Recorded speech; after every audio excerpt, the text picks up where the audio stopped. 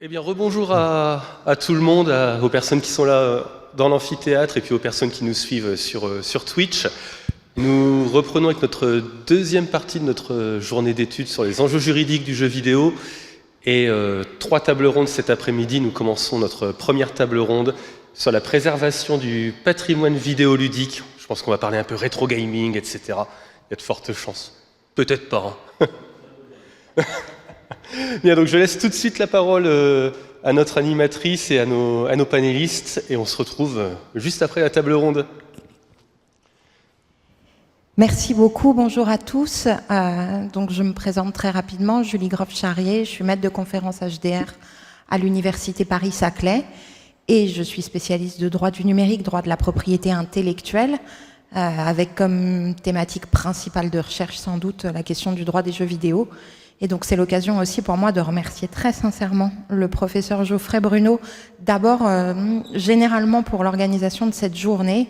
C'est encore trop rare, notamment de l'initiative des juristes, et c'est vraiment une chance immense que de pouvoir se rencontrer et échanger avec des gens de spectres différents que celui du droit, même si évidemment je vais porter moi un peu cette casquette de juriste pour essayer de relever ce défi de l'animation de cette table ronde sur la question de la préservation du patrimoine vidéoludique. Et donc merci très sincèrement et félicitations non seulement pour l'organisation de cette journée, mais pour le diplôme que ça annonce qui suivra et dont je ne doute pas du succès à venir. Donc merci et bravo vraiment très sincèrement. Cette question de la préservation du patrimoine vidéoludique, elle est évidemment centrale, elle va l'être de plus en plus. Le jeu vidéo est un bébé dans les arts. C'est une création, on en a parlé un peu dans la matinée, qui vient de passer son adolescence, mais qui est encore tout petit en termes d'âge, et pas évidemment de chiffre d'affaires, ça aussi ça a été évoqué ce matin, mais en termes d'âge, il est tout petit, sauf que contrairement à d'autres types d'œuvres, il a une durée de vie, alors pas au sens de la durée de vie dans le jeu pour le joueur, mais il a une durée de vie au sens de l'exploitation qui est plus réduite que pour beaucoup d'œuvres du secteur culturel traditionnel. Et c'est l'exemple qu'on donne très souvent, et Geoffrey parlait à l'instant du rétro gaming. Évidemment, c'est ce qui va nous préoccuper beaucoup aujourd'hui. C'est facile, c'est relativement facile de consulter des décennies plus tard une œuvre littéraire qui nous a marqué dans notre enfance, une œuvre musicale qui nous a marqué, un film, une série. Pour le jeu vidéo, il y a un obstacle très, très évident qui est l'obstacle technique et qui fait que quand on a été marqué, on a eu le plaisir à l'initiative de Geoffrey de pouvoir utiliser des consoles pendant la pause. Rejouer un jeu sur Super NES, ça demande effectivement très souvent l'intervention de spécialistes techniques parce que très souvent nos machines sont plus opérationnelles. Et donc ça pose une vraie question qui est une question du rétro gaming, mais avec cette notion aussi que le rétro gaming arrive très vite. Et que des jeux qui aujourd'hui sont extrêmement vendus seront dans 5, 6, 7, 8 ans beaucoup plus difficiles à consulter. Et c'est aussi l'occasion de dire que cette question de la préservation du patrimoine vidéoludique, elle me semble essentielle aussi parce qu'elle intègre pleinement le jeu vidéo dans le secteur culturel. En actant de cette idée de la nécessité d'une préservation du jeu vidéo, on acte aussi de la nécessité d'une protection d'une dimension des arts, dont on sait que parfois elle fait l'objet d'un regard un peu condescendant à minimum. Et donc c'est une très grande chance et un grand plaisir pour moi que de pouvoir animer cette table ronde. Je me contenterai de suggérer certaines questions et de laisser évidemment pleinement la parole aux panélistes, mais c'est une très grande chance que de pouvoir avoir ici comme participants 3 intervenants qui sont pleinement convaincus et intégrés dans ce processus de la protection du patrimoine vidéoludique. On a le plaisir donc d'avoir la possibilité d'entendre aujourd'hui Monsieur Laurent Duplouy, qui est donc responsable du service multimédia à la BNF et qui nous parlera évidemment, notamment j'imagine des questions de dépôt légal qui doivent être au centre des missions. Et puis 2 présidents d'associations, et ça aussi c'est décisif. L'un des objets de cette journée, c'est évidemment un rôle de pédagogie aussi sur ce que c'est que le jeu vidéo, même si c'est par le prisme du droit souvent. Et on aura donc le plaisir d'écouter Monsieur Philippe Dubois, qui est président de l'association MO5, et également Monsieur Bertrand Brocard, qui est président, lui, du Conservatoire national du jeu vidéo. Et c'est ce triptyque de regard qui va nous éclairer sur les enjeux intrinsèques à la présentation, à la préservation, pardon, de ce patrimoine vidéoludique. Peut-être que tous trois, vous pouvez nous présenter en quelques mots rapidement votre activité. Et merci beaucoup d'avoir accepté de siéger dans cette table ronde. Je commence. Donc oui, je suis Laurent Dupury, je suis responsable du service multimédia. Donc le service multimédia au sein de la Bibliothèque nationale de France s'occupe de collecter, conserver et préserver pour l'accès donc tout le patrimoine multimédia et qui comprend donc les jeux vidéo, les applications culturelles, les applications éducatives et l'art numérique. Mais il est vrai que le jeu vidéo pèse pour une très large part dans les objets que nous collectons aujourd'hui. Donc on reviendra un peu sur les défis qu'implique cette mission qui s'inscrit donc dans le dépôt légal de la Bibliothèque nationale de France. Oui, bonjour. Donc Philippe Dubois, je suis fondateur et président de l'association MO5, qui, aux côtés du CNJV, est une des principales associations françaises qui œuvre pour la préservation du patrimoine numérique, donc l'histoire de l'informatique et des jeux vidéo, avec une particularité, peut-être parmi d'autres, qui est que nous organisons énormément d'expositions en France et même à l'étranger, dans lesquelles nous mettons ce patrimoine-là. Nous valorisons nos collections régulièrement au sein d'expositions comme Game Story, des salons comme la Paris Games Week, ou en médiathèque, avec, comme ici, grâce à Cédric, des machines historiques, fonctionnelles, et les œuvres d'origine qui fonctionnent. Voilà. Bonjour à toutes, bonjour à tous. On parlait de choses complémentaires, effectivement, entre nous trois, c'est qu'au niveau du CNJV, dont je suis président, on a une particularité, c'est que nous, on ne s'intéresse pas à la jouabilité, pas au fonctionnement des machines, mais on s'intéresse essentiellement à tout ce qui est la mémoire de création des jeux vidéo. Comment est-ce qu'on est parti de rien pour arriver à un jeu, que ce soit les idées originales, le graphisme, enfin tout ce processus, et c'est ça qu'on essaye de collecter pour en garder la trace. Et c'est ça qui est relativement compliqué et relativement original. Et effectivement, on s'arrête à la jouabilité parce que, effectivement, faire du rétro gaming, faire marcher des vieilles machines, c'est très compliqué pour que ça marche longtemps.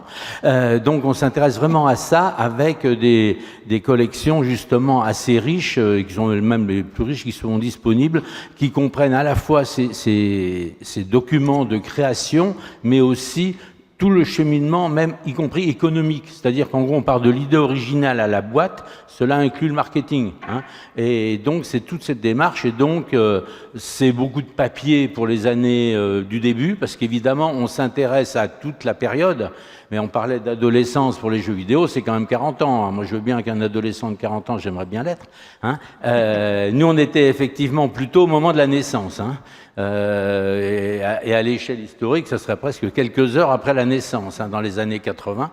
Voilà. Donc, c'est tout un challenge qui commence très tôt, effectivement. On s'intéresse. Pourquoi on s'intéresse au début? Parce que c'est le plus urgent, parce que les témoins sont encore là. Enfin, une partie des témoins, puisque ceux qui créaient des jeux vidéo dans les années 80, ils ont mon âge, donc dans les 70 ans. Et donc, maintenant, quand on les recherche, quelquefois, ils sont décédés. Et c'est dommage, parce qu'avoir des archives, quand on a sous la main le créateur de l'archive, c'est beaucoup plus intéressant, parce qu'il peut les commenter lui-même. Merci beaucoup à tous les trois pour ces présentations. La première question que je me pose et qui va rebondir sur une thématique qu'on a un peu évoquée ce matin, c'est votre perception de la place grandissante du dématérialisé. Quand on regarde, on l'évoquait là encore dans la matinée, la dernière étude du CEL, elle vous montre que sur un marché français qui est donc à 6,1 milliards sur l'année 2023, la place du software pleinement dématérialisé, c'est 19%, et il y a le software mobile qui représente 24%. Quand on pense à la préservation du patrimoine vidéoludique, c'est mon cas en tout cas, c'est vrai qu'on a plutôt tendance à penser support physique, les consoles, et les cartouches, et les CD, etc.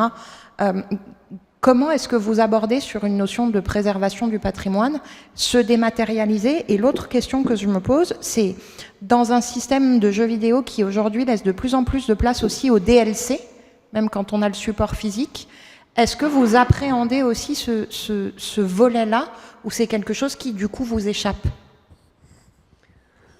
Alors, oui et non. Effectivement, c'est le dématérialisé rajoute des défis supplémentaires à la collecte des supports existants. Oui, donc les DLC qui sont ces ajouts qui vont être téléchargeables, qui vont venir compléter un jeu, rajouter des niveaux, font pour nous partie intégrante de l'édition. Donc sont une nouvelle édition quelque part et donc rentrent pleinement dans le périmètre du dépôt légal. On est confronté au même défi avec les DLC qu'avec les jeux dématérialisés. Notre défi, il est triple en fait. Les obstacles auxquels on est confronté, ils sont du niveau de l'information, ils sont du niveau technique et au niveau juridique. Donc, pour faire quelques minutes sur le juridique, le dépôt légal est régi par le Code du patrimoine, donc des articles L131 à L133. Voilà, je m'arrêterai là, qui définissent donc tout ce dispositif. Et donc oblige, en théorie, donc, et c'est l'aspect juridique, tous les éditeurs à déposer une version des jeux édités mise à disposition d'un public français. Donc c'est assez large comme acception de ce que peut être le dépôt légal à la Bibliothèque nationale de France. Alors, il y a 3 opérateurs en charge du dépôt légal, donc le CNC pour les films, comme vous le savez, l'INA pour tout ce qui est radio télédiffusé, et puis je vais faire un résumé, mais la BNF pour un peu tout le reste. Donc, s'appuyant originellement sur le dépôt légal des livres, qui s'est étendu petit à petit jusqu'à aujourd'hui le jeu vidéo, qui est le dernier en fait objet culturel rentré dans nos collections.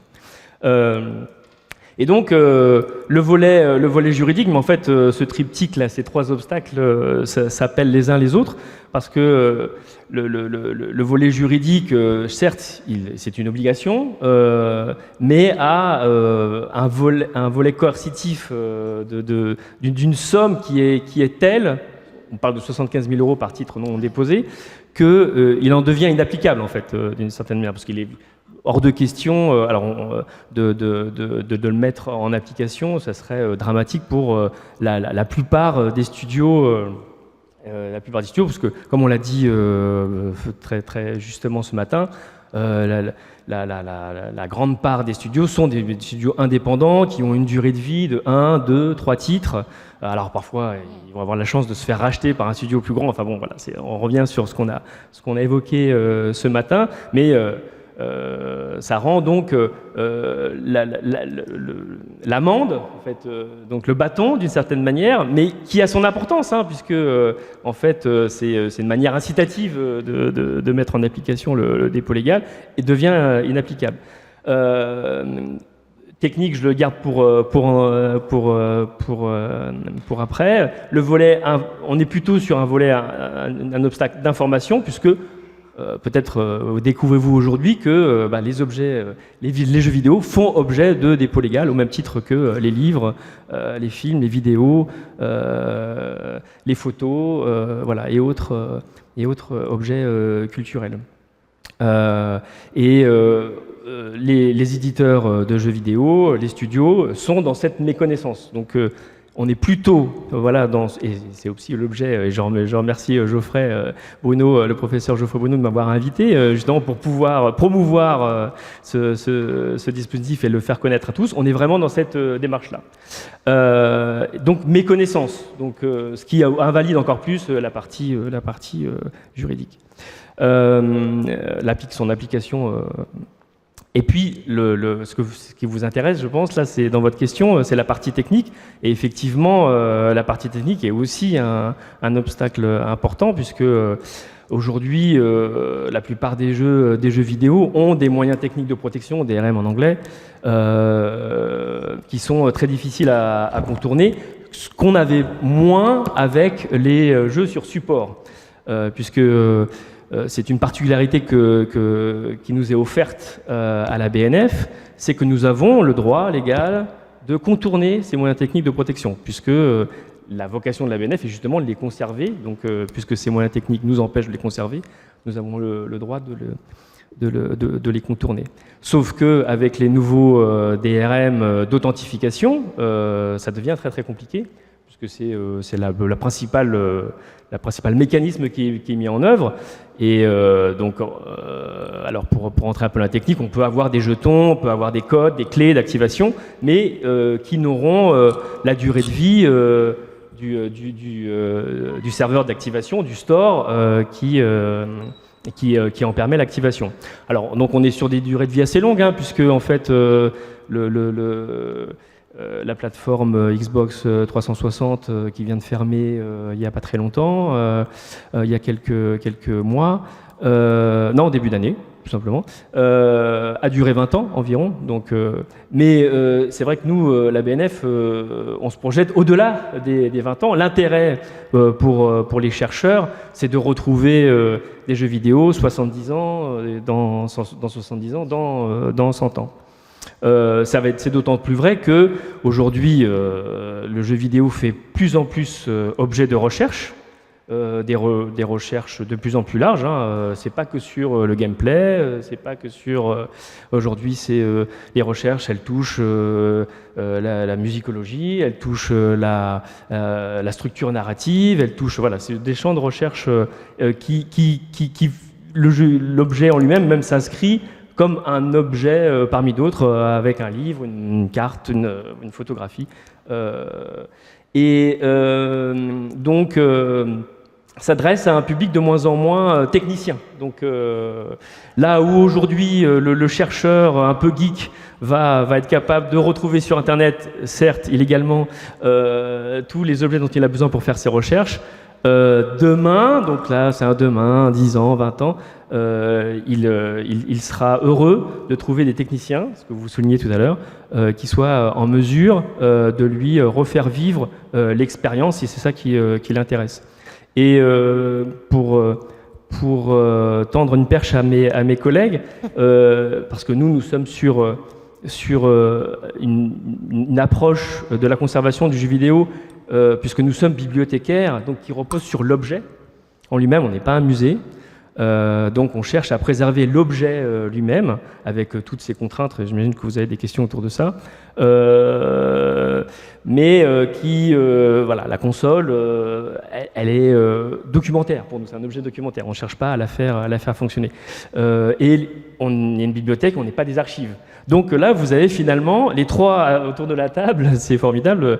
Une bibliothèque qui s'intéresse à l'objet, une association qui s'intéresse à faire vivre le matériel qui permet d'accéder à ces objets, et puis avec Bertrand Broca et le CNJV, conserver les archives qui ont permis la genèse de tous ces jeux. Donc finalement, dans cet écosystème de préservation, des approches complémentaires.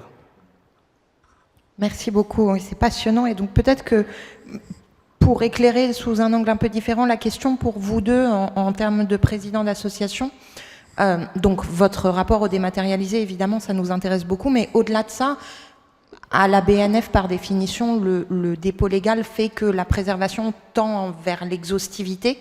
Est-ce que c'est votre cas aussi? Ou est-ce qu'en tant qu'association, vous vous permettez aussi une part de subjectivité, et il y a des types de jeux ou des types de consoles que vous cherchez à préserver plus que d'autres, où là aussi il y a une recherche de l'exhaustivité?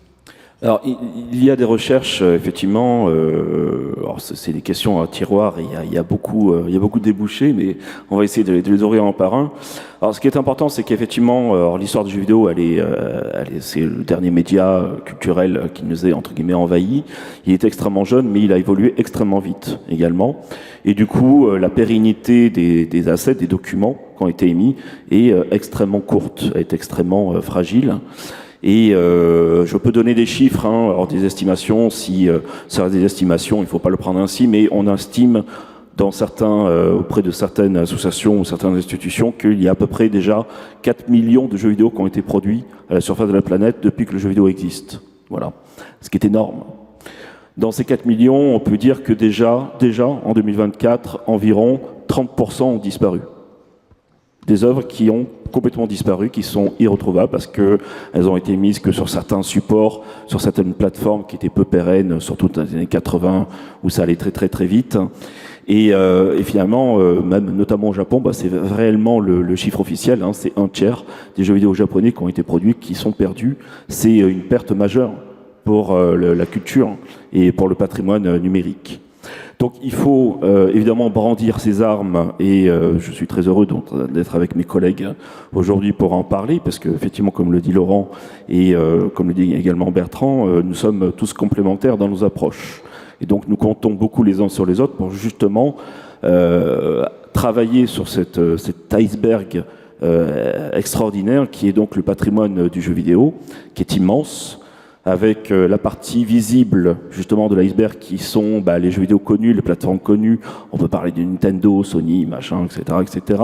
On les connaît tous. Mais en dessous de cela, par exemple, si je vous parle d'un ordinateur de 1982, tu connaîtras peut-être Bertrand, le ZX Spectrum, on estime qu'il y a 17 000 jeux vidéo qui ont été produits sur ZX Spectrum.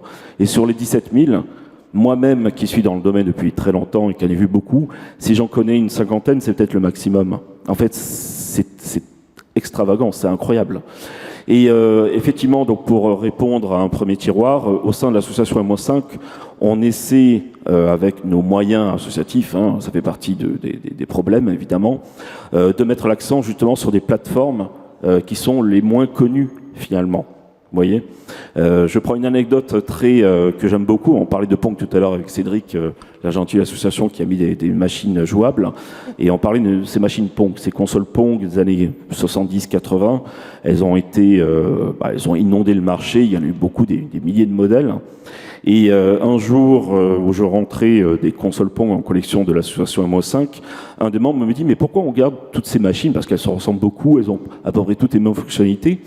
Et je répondis exactement, pour que vous compreniez bien, que justement, l'effort, il était sur ces machines-là que personne ne préserve et que personne ne connaît, parce que autant les NES, les Super Nintendo, les Amiga, les machins, etc., il y a des dizaines et des centaines de modèles, tout le monde les connaît, et il y a encore des groupes amateurs, on peut en parler, communautaires, qui alimentent de nouveautés, qui restaurent ces machines, qui inventent des nouveaux dispositifs techniques, on pourra en parler, pour continuer de faire vivre ces machines-là. Entre guillemets, on n'a aucun problème avec ces gammes de machines-là. Mais les consoles Pong, fabriquées à Hong Kong en 1978 dans des plastiques déplorables, dont les composants électroniques sont déjà à moitié morts, personne ne s'y intéresse, personne ne fait l'effort. Donc MO5, mais notamment, il y a beaucoup de pans de travail, mais notamment fait un effort pour récupérer du matériel qui soit vraiment hors norme. Je citerai deux exemples très concrets avant de donner la parole à Bertrand, si tu veux bien. C'est la première, nous sommes la seule association ou la seule institution dans le monde à avoir restauré et remis en état de marche un Micral N, qui est donc l'exemplaire du premier micro-ordinateur dans le monde, qui est une invention française, sur lequel il y a très peu d'informations. Donc grâce à nous, maintenant, les chercheurs du futur sauront exactement de quoi on parle. Et d'autre part, demain, justement, mes fidèles bénévoles vont aller récupérer une CDR de Grave, qui est en fait une station de travail graphique exceptionnellement rare. Il n'y en a que 4, je crois, connus dans le monde, et c'est la seule fonctionnelle. Donc l'on va documenter, que l'on va restaurer.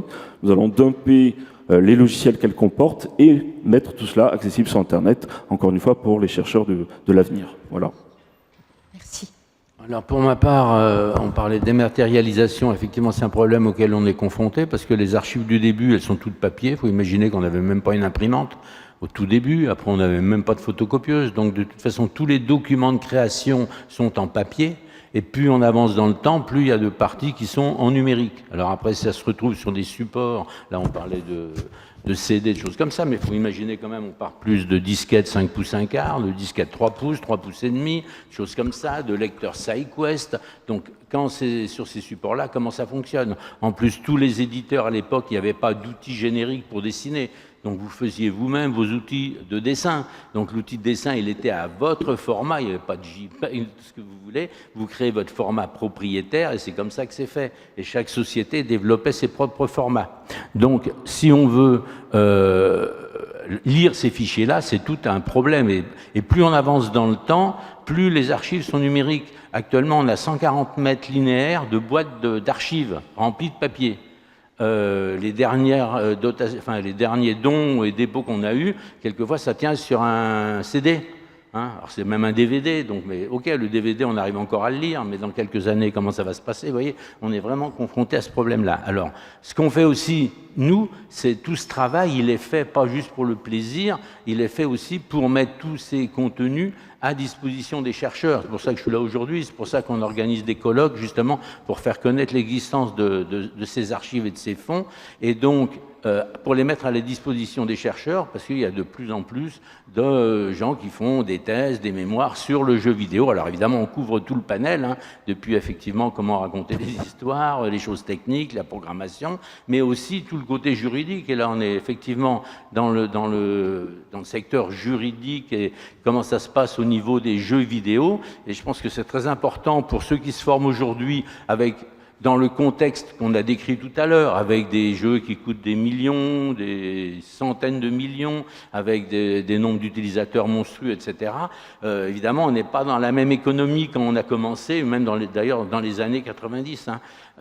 Mais par contre, connaître comment ça s'est fait, c'est extrêmement important, parce qu'on va s'apercevoir que peut-être des problèmes étaient déjà posés dans les années 80, 90, et comment on les a résolus. Est-ce qu'on les a résolus bien? Est-ce qu'on les a résolus mal? Alors par exemple, dans nos archives, moi je me déplace jamais sans amener quelques modèles, parce que c'est toujours intéressant et c'est plus facile à consulter que sur une base de données numérique, etc. Là, par exemple, j'ai un contrat de diffusion pour un jeu qui était là assez tard, en 190.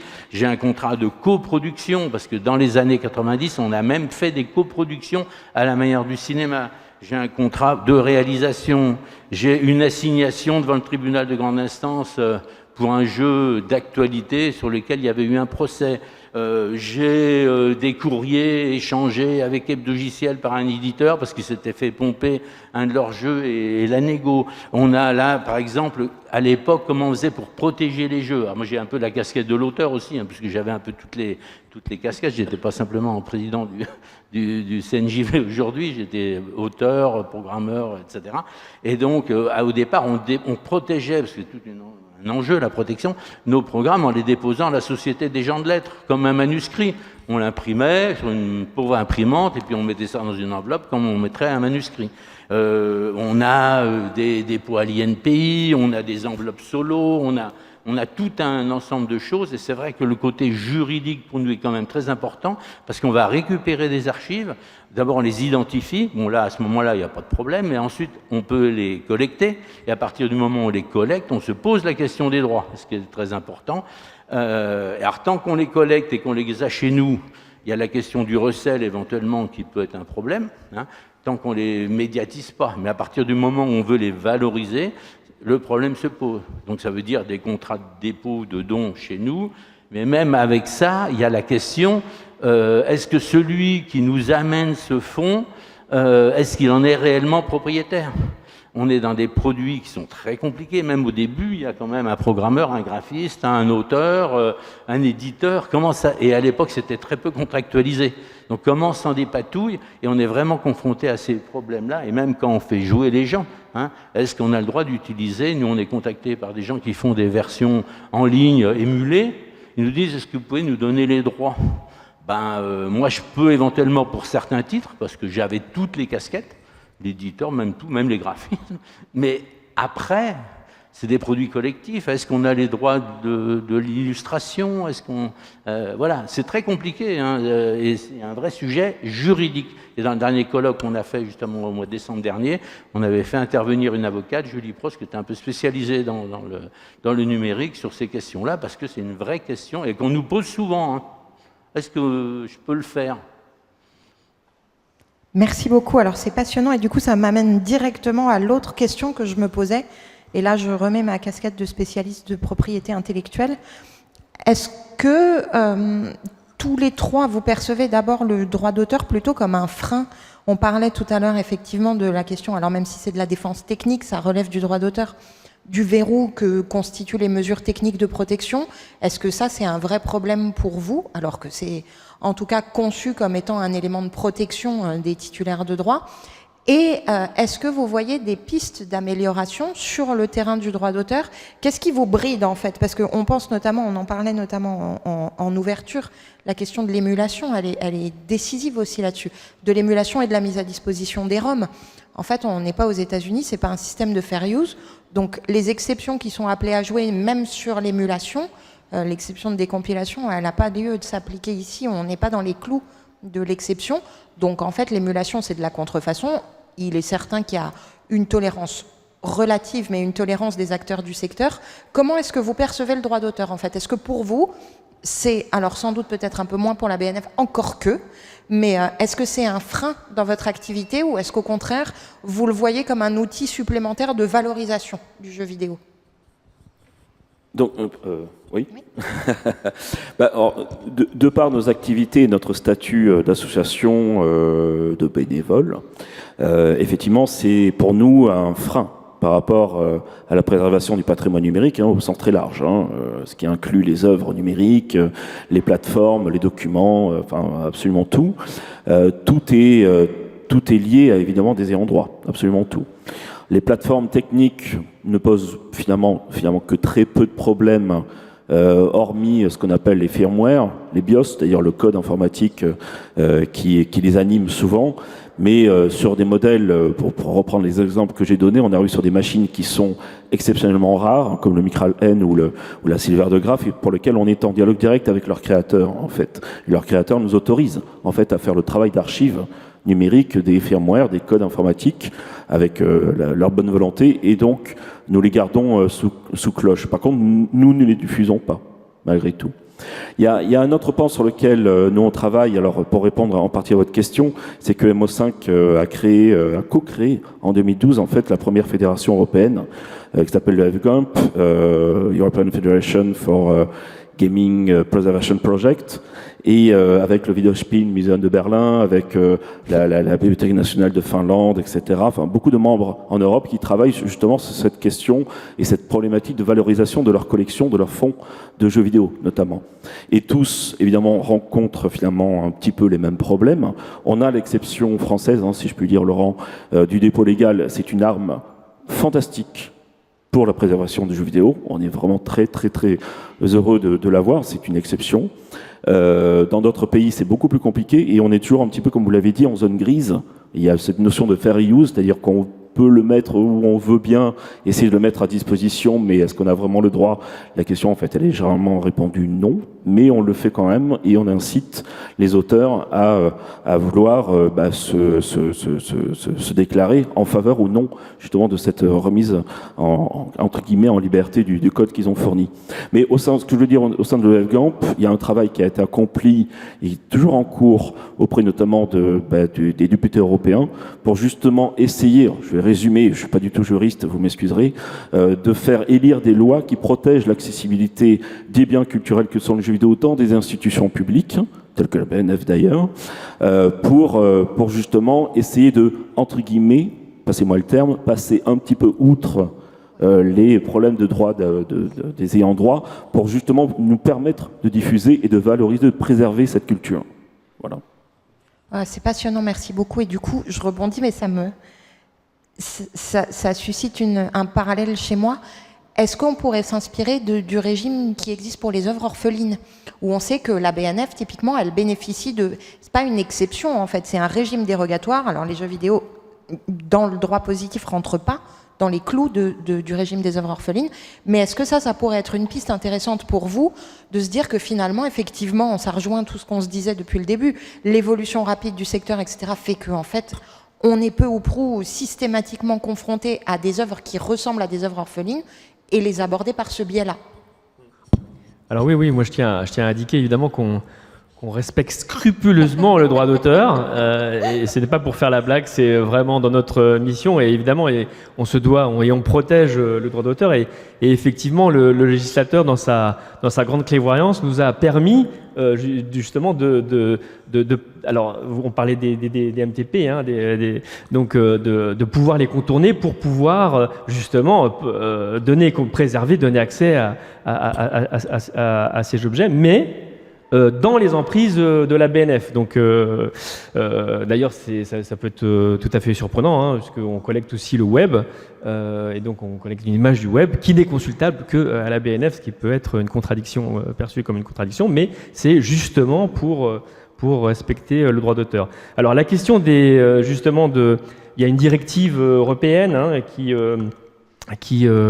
alors je suis pas juriste, mais ce que j'en ai compris, nous permettrait de passer dans le domaine public un certain nombre d'œuvres à partir du moment où elles auraient été, elles tomberaient dans le coup d'une gestion collective. Et on pourrait négocier avec ces organes de gestion collective de droit des droits d'auteur, puisque, comme l'ont souligné mes camarades, c'est extrêmement compliqué de pouvoir diffuser des œuvres si on veut respecter scrupuleusement le droit d'auteur. Ce qu'on nous-mêmes on cherche à faire, hein, on a notre bibliothèque numérique Gallica, et on cherche à montrer, c'est une manière aussi de montrer qu'il y a des jeux vidéo à la BNF, de faire jouer via un navigateur web, à faire du rétro gaming via un navigateur web directement sur Gallica. Mais aujourd'hui, nous avons un seul jeu sur lequel nous avons pu négocier les droits, parce que ce n'est pas que les auteurs ne veulent pas nous donner les droits, c'est qu'on n'arrive pas à trouver les interlocuteurs pour obtenir les droits et s'assurer, et on est la BNF et on veut l'assurance complète de pouvoir le faire, évidemment. Donc ce dispositif de gestion collective des droits, effectivement, au niveau des œuvres orphelines, nous permettra très probablement de pouvoir encore plus largement diffuser les jeux vidéo que ce n'est le cas aujourd'hui, quoi. Alors pour notre part, comme je le disais, sur les parties thèse, mémoire, il n'y a pas trop de soucis parce qu'on est dans un cadre universitaire et le droit de citation, etc. Donc ça se gère relativement sans trop de problèmes. Le problème vient plus quand on est dans la diffusion, dans la médiation. Là, c'est clair que ça devient plus compliqué, qu'il y a vraiment besoin d'avoir une clearance des droits, et dans ces cas-là, c'est très difficile parce que les acteurs n'existent plus, les sociétés n'existent plus, ça devient très difficile de négocier ou même de prendre les informations. Alors par exemple, là, on a un projet qui est financé en partie par la DRAC, dans lequel une des conditions, c'était de médiatiser un certain nombre de fichiers qui sont numérisés. Donc on a fait le choix de numériser toute une partie du fonds concernant la société que j'avais créée, Cobrasoft, parce que là-dessus, je peux, moi, garantir un certain nombre de choses, et c'est là-dessus qu'on est parti, parce que les fichiers vont être mis sur des serveurs des archives départementales. Faut que les doigts ils soient clearés de façon très très très nette. Voilà. Donc du coup ça nous restreint les possibilités, parce que il y a des tas, on pourrait aussi faire ça sur des tas d'autres produits sur lesquels les choses sont beaucoup moins claires, et parce qu'il y a le droit d'auteur, il y a aussi le droit moral des graphistes. Enfin, vous avez tout un empilage de choses bien complexes, et en tout cas nous on est très prudents. On a ce confort-là de se dire, d'abord, c'est chez nous, et on est extrêmement prudent sur les droits individuels de chaque document, parce qu'effectivement, il y a des tas de dossiers qui vous sont donnés, toute une partie est tout à fait bénigne, si on peut dire, mais en même temps, il faut se poser la question à chaque fois au moment de la diffusion. Donc ça nécessite d'avoir une petite sonnette d'avertissement. Si je puis ajouter un petit élément qui nous touche beaucoup, en fait, c'est pour parler vraiment de préservation de jeux vidéo pur et dur. D'accord ? C'est-à-dire les problématiques de droit d'ayant droit, de la jurisprudence, a-t-on le droit, n'a-t-on pas le droit, comment peut-on le faire, les aspects matériels, ça fait partie évidemment du cosmos de cette question-là, mais si on parle véritablement de qui fait le job, en fait, qui fait le travail mondialement, actuellement, de préserver les jeux vidéo, réellement, c'est-à-dire le maximum. Ben, en fait, c'est deux groupes, deux communautés d'individus mondialement connus qui font, il y a des membres au Brésil, au Japon, États-Unis, etc., qui n'ont pas véritablement pignon sur rue, mais tout de même, je ne sais même pas d'ailleurs comment font-ils, mais on peut citer par exemple Redump et No Intro. Voilà, ce sont des gens, des amateurs de jeux vidéo, des gens, des hackers, des pirates, tout ce que vous voulez, avec des termes plus ou moins péjoratifs. Mais finalement, la problématique au niveau mondial, c'est que ce sont les seules personnes qui actuellement sauvegardent réellement le jeu vidéo. Si on parle par exemple des markets, par exemple de la Wii U, c'est juste un exemple, c'est pas pour attaquer Nintendo ou whatever, j'ai pas de problème avec ça. Non, mais un exemple concret, tous les jeux dématérialisés qui étaient sur le store de Nintendo pour la console Wii U, évidemment, ont disparu, parce que le store n'est plus accessible depuis déjà quelques années. Il y a de grandes chances, on peut l'estimer, que Nintendo ait gardé ses assets, ses archives, mais c'est pas certain. L'histoire nous démontre souvent d'ailleurs que c'est pas du tout le cas. Pour les éditeurs mondiaux, que ce soit au Japon, aux États-Unis et en Europe, bien souvent ils ne gardent pas grand-chose finalement, parce que ça a un coût, forcément.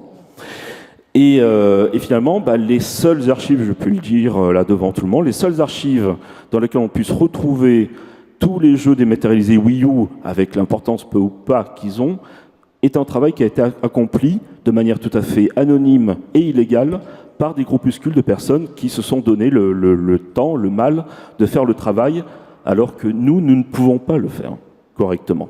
Nous n'avons pas les armes pour le faire.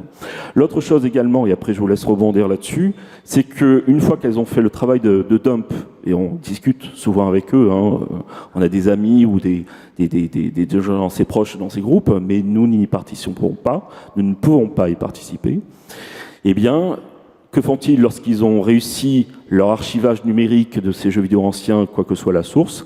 Ils les déposent sur archive.org.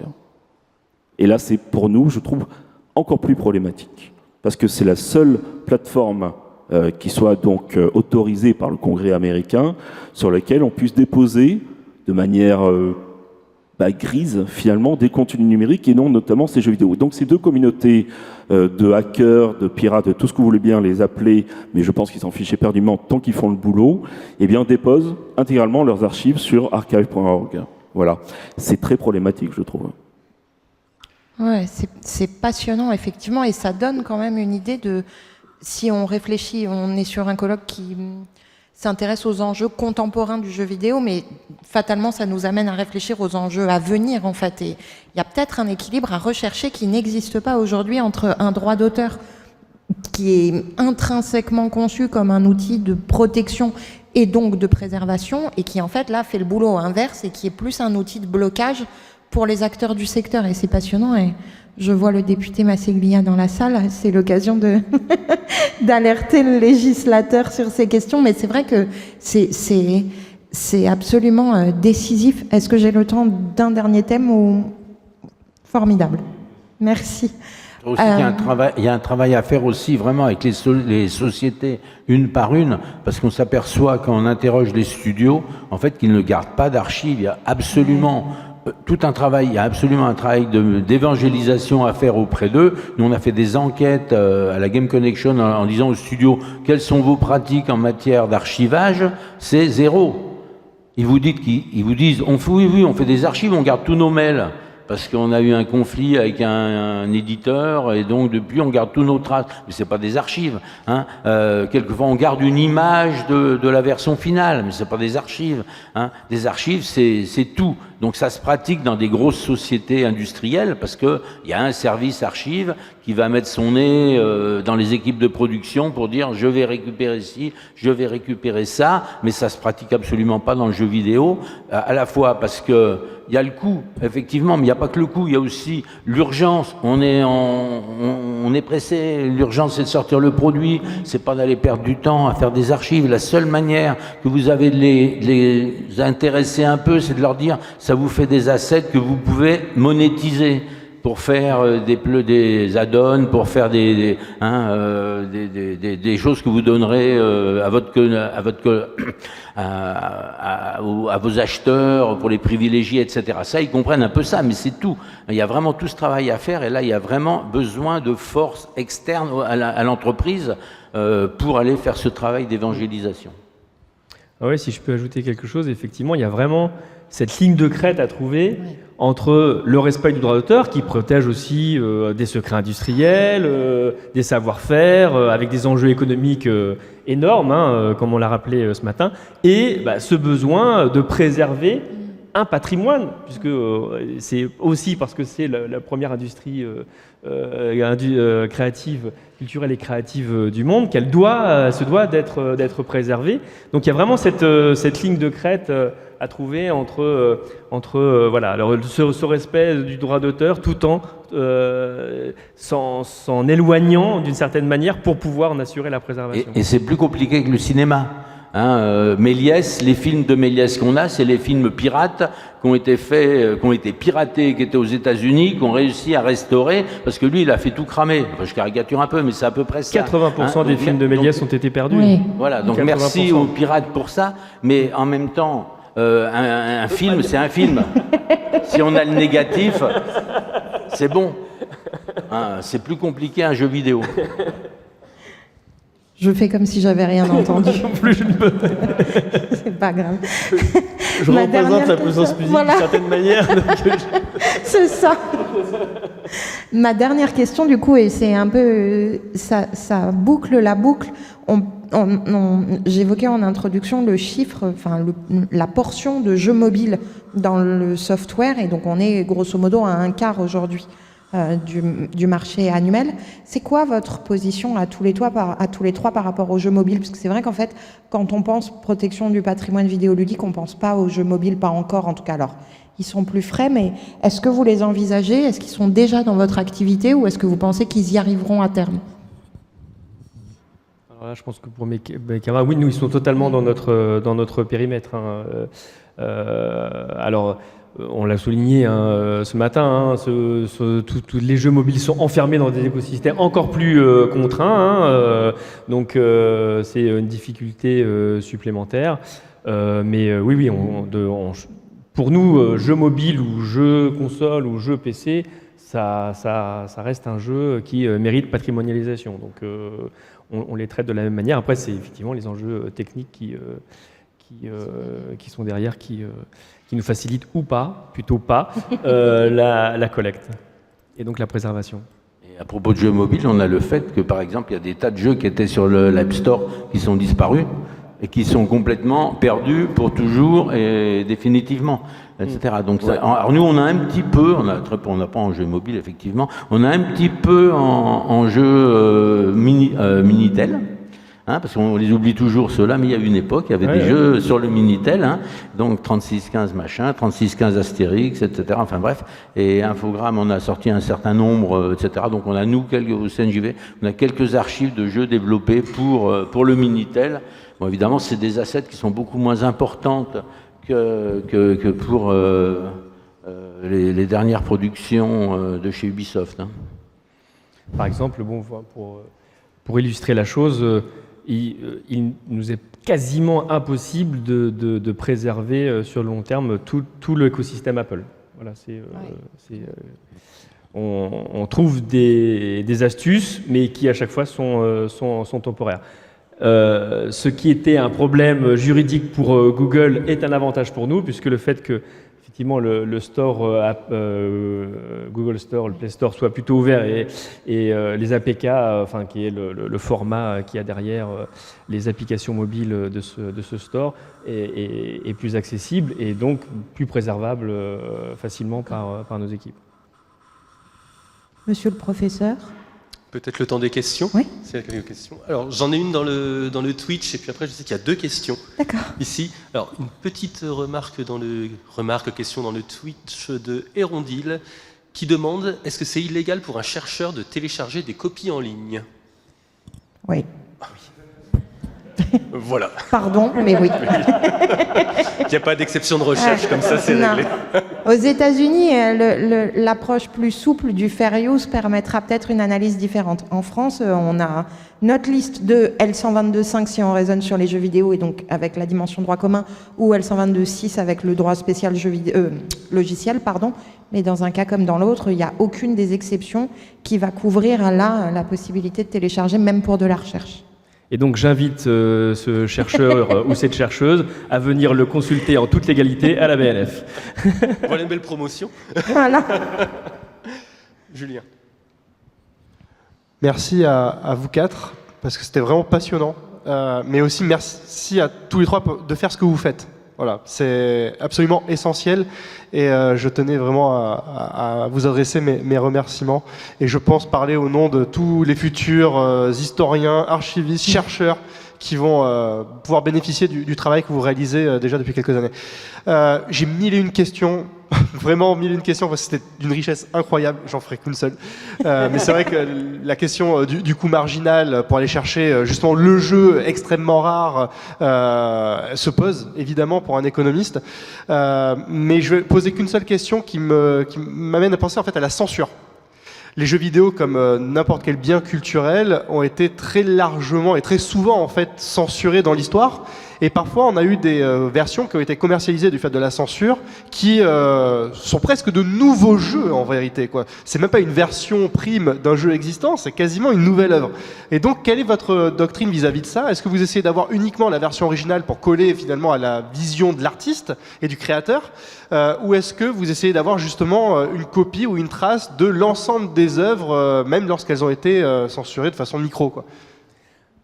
Pour nous, bibliothécaires, sont des éditions différentes, donc ils font l'objet d'une collecte pour chacune de ces éditions. Donc, au contraire, on va justement chercher à avoir chacune des versions, ce qui sera très probablement très riche d'enseignements pour les futurs chercheurs qui travailleront sur l'évolution des jeux, la création, les impacts juridiques éventuels, parce qu'il y a quelque chose qui a été retiré en lien avec un procès perdu ou que sais-je. Donc non, au contraire, pour nous, l'objectif de la BNF, c'est vraiment de collecter un matériau qui va être utilisé par des chercheurs.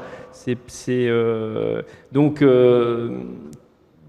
tout est objet de recherche d'une certaine manière, donc au contraire, on est pleinement dans notre mission en collectant toutes ces éditions. Qu'on fait très mal, pour toutes les raisons que j'ai évoquées tout à l'heure. Comme j'ai le micro, au CNJV, on n'a pas le syndrome du collectionneur qui essaye de trouver la version machin dont on aurait entendu parler, etc. On est plus dans la recherche des acteurs. C'est-à-dire qu'on s'aperçoit que les archives n'ont pas été gardées par les sociétés. Je pense qu'on a tout ce qui est existant. Quand on trouve les archives d'une boîte maintenant, si ça fait une demi-boîte d'archives, on est content. Maintenant, il faut trouver les gens. C'est chez les gens qu'il y a les archives, le programmeur qui a gardé son travail, le graphiste qui a gardé ses brouillons. Donc, il faut trouver des gens. Et ça, c'est un temps infini parce que on les cherche sur Internet, on en trouve un, etc. Et il est mort, il n'existe plus, c'est un homonyme. Enfin, là, il y a un gros travail. On cherche plus les gens qu'un produit en particulier. Je rejoins ce que dit Bertrand parce que on va dire d'une manière globale et mondiale et malgré les efforts de tous et les avancées, les efforts de la BNF au sein de l'institution, je parle au niveau mondial, on ne va pas tout retrouver. On ne retrouvera pas vos 17 exemplaires bleu, blanc, rouge, X, Y de tel jeu. Par contre, il faut véritablement, mais ça je pense que tout le monde le sait ici, travailler avec les communautés. Travailler avec les collectionneurs, travailler avec les chercheurs, avec les amateurs de telles machines. Et vos 17 versions d'un jeu Double Dragon sur Master System, peu importe, etc., on saurait où le trouver en fait. Mais encore faut-il inventer l'outil institutionnel qui pérennise déjà cette démarche, d'aller chercher les œuvres, la connaissance et les documents, et ensuite de pouvoir les récupérer. Moi, je peux vous garantir, parce que je suis un grand collectionneur français et que je travaille continuellement avec tous mes pairs, même d'ailleurs un petit peu partout dans le monde. Je suis en train de travailler avec la création d'un musée du jeu vidéo au Québec actuellement. En fait, c'est que tous ces collectionneurs, toutes ces personnes qui ont des documents, elles veulent bien participer, elles veulent bien verser en fait leurs documents, leurs collections. Encore faut-il pouvoir les recevoir correctement. Et c'est là en fait qu'est l'enjeu. Merci d'avoir soulevé ce point, Philippe. Effectivement, le travail sans les communautés est impossible. On a absolument besoin des communautés, de passionnés qui vont créer des émulateurs. On a besoin des communautés comme autour de Demo 5 pour maintenir le matériel en fonctionnement. Ceux qui vont nous indiquer là où il y a des jeux qu'il faut absolument récupérer. Sans ces communautés, le travail de préservation n'existerait pas. Le travail, on va continuer quand même une seconde là-dessus, parce que les communautés, les bénévoles, c'est très bien, mais la part de l'État, elle serait importante. À partir du moment où on considère que le jeu vidéo est une culture, une industrie, c'est aberrant que l'État n'aide pas les démarches comme on les a. Alors la BNF, ils ont ce qu'il faut, ou pas assez sans doute. Mais en tout cas, si on compare, en tout cas, ils ont quelque chose, etc. Les autres structures comme ça, l'État ne fait pas sa part, même si à chaque colloque qu'on organise, les politiques disent c'est génial ce que vous faites, etc. Moi, j'en suis à mon 6e ministre de la Culture. On n'a rien fait. C'est pas nous, c'est le numérique, c'est machin, etc. Et voilà, on commence à avoir des choses par le CNC, par la DRAC, mais c'est marginal. Il y a besoin de conservateurs, il y a besoin d'archivistes, il y a besoin de gens. Il y a un énorme travail à faire. Et ce travail-là, c'est à l'État d'en prendre sa part, en tout cas, celle qui lui revient. Une dernière question, en deux minutes peut-être. Ouais. Je vous laisse une question pour vous quatre. Je voulais avoir votre avis, votre regard sur le travail d'Abandonware, sur le site Abandonware. Ce sont des amis, voilà, des gens de la communauté qu'on a cités, des partenaires, des gens avec lesquels on travaille régulièrement et qui ont fait un travail exceptionnel de documentation, d'inventaire, des magazines, de toute la presse vidéoludique notamment, mais qui sont fragiles du fait que ils sont également en zone crise, malheureusement, et c'est très compliqué.